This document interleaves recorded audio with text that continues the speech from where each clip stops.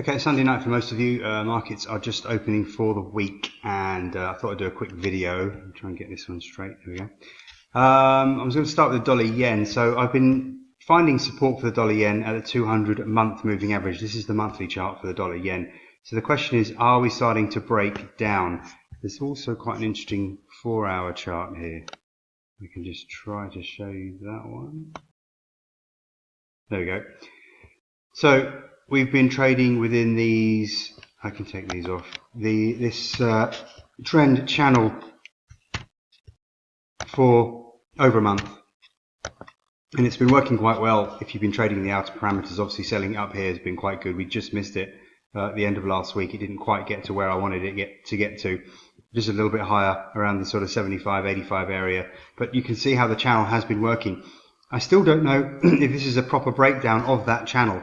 As you can see, kind of hovering around the lower trend line. So I'm not sure if that's actually been broken. And you've got this downward sloping trend line which is almost just catching it. So anyway, I'm undecided as to whether the level has been broken, and we're just going to have to wait and see what happens. But you can see on the longer term, we are just moving below this 200-month moving average. But being a month moving average, it's well within the scope of a small break and a rebound, so it could happen. Anyway, this will be the decider for the dollar yen this week.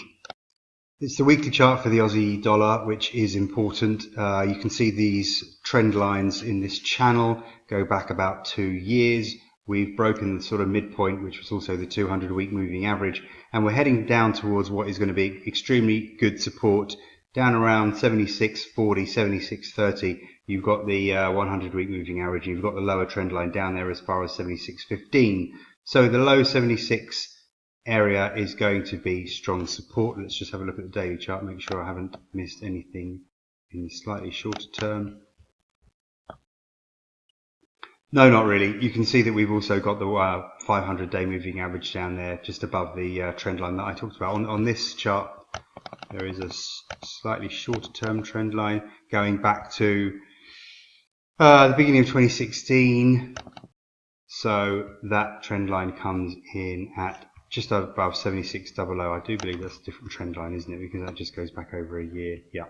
So that trend line just comes back to here. So it's not particularly different, but it just gives it a slightly higher angle. So anyway, you can see there's lots of reasons for there to be support about 100 pips lower than where we are. I'm not certain we will definitely go down 100 pips, but if we do, that's where you want to be buying.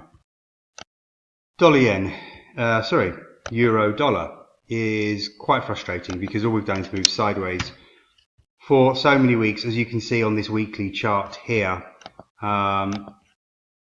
I'm just going to throw a trend line on here, which I should have done earlier. There we go. So we have got some trend line support down here in the low 122 area. If I show you the monthly chart, this is more negative. So you've seen this before. 100 and 200 month moving averages starting to meet here actually, and obviously this is a lot of resistance, and we've got Fibonacci resistance at 123.61. So there's a lot going on. This the candle last month in February was quite negative, but we've just gone sideways in March. So for 2 months we've gone sideways. There's really not much to add until we break out in either direction. I do favour a move to the downside, sure, but we're going to have to break 122.00 to get some direction on the downside. Let me just have a look at the daily chart, which isn't obviously telling us a huge amount because we have just traded sideways. So we have got some Fibonacci support in the low 122 area, 122.15, a little bit of a trend line here down at 122.04, so call it 122.00. A break of 122.00 would be negative, but we could just hold that support level and bounce back up to 123.00, 123.60. Anyway, a bit boring. We'll have to just wait and see with this one, I think. Gold is another big sideways pattern. In fact, really, if you go back to 2014, we've been in a sideways pattern, haven't we? Really, okay, we did dip down and then we've recovered and dipped and recovered. So big sideways trend, very boring. For me, there's a lot of resistance going on. We've got this trend line here going back to 2014. We've got the 100-month moving average, which is obviously causing some problems for us. So the monthly chart to me looks quite negative. Last month's candle was quite negative. We're getting overbought. The weekly chart makes that just a little bit clearer with the trend lines, at least. We'll just look at that. So as we zoom in on the weekly chart, you can see this trend line going back to early 2014, which has been a real problem, and it was a real problem at the beginning of 2018. As you can see, we just kissed it and came off it perfectly, but we haven't sold off the way I thought we would. So it looks like we could come back to retest it in the low 1360 area.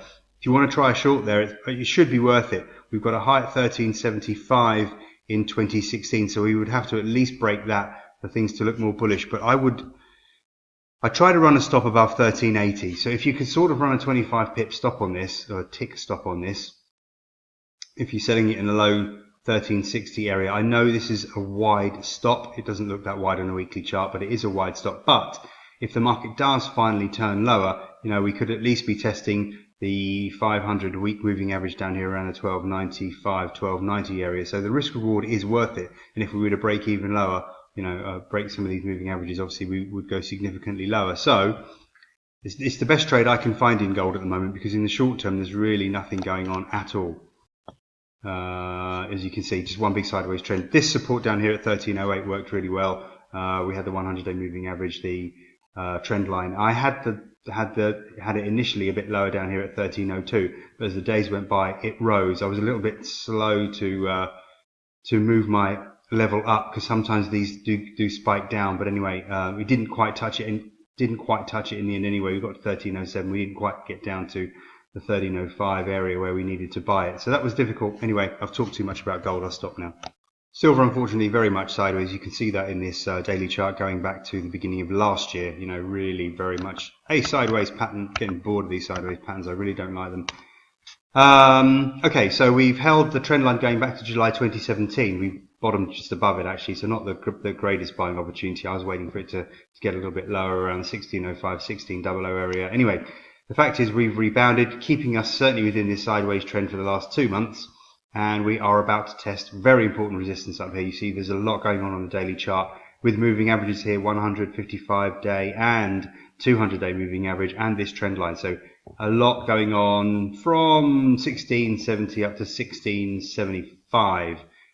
Big barrier, probably worth a short to see if we do continue in this sideways trend and dip down to the low $16 area. But you've got to be prepared to reverse into a long position if we start holding above 1680, because that should be a very positive sign.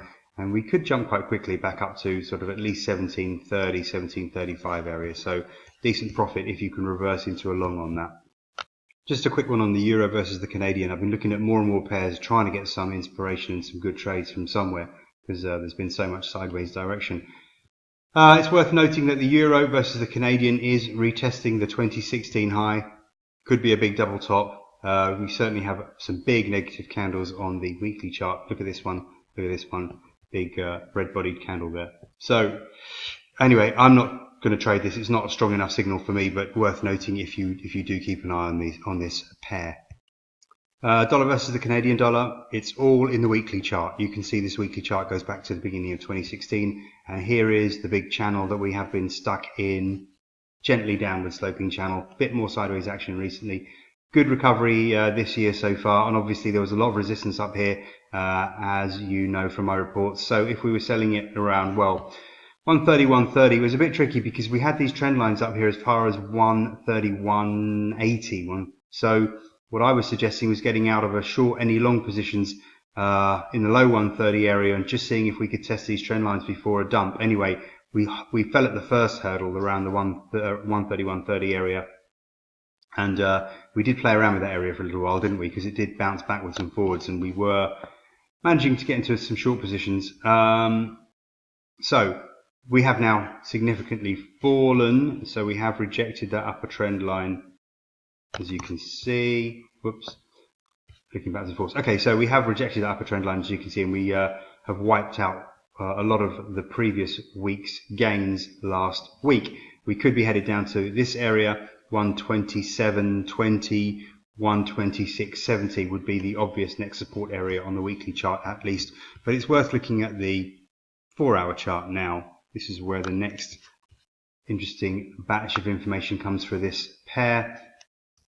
Could be a head and shoulders pattern, left shoulder head. We could be building the right shoulder pattern. So a break below 128.30, or at least last week's low at 128.20, would be negative. We will then test 127.90, which, as you can see, has got some short-term moving average support, and it's a 38.2% fib.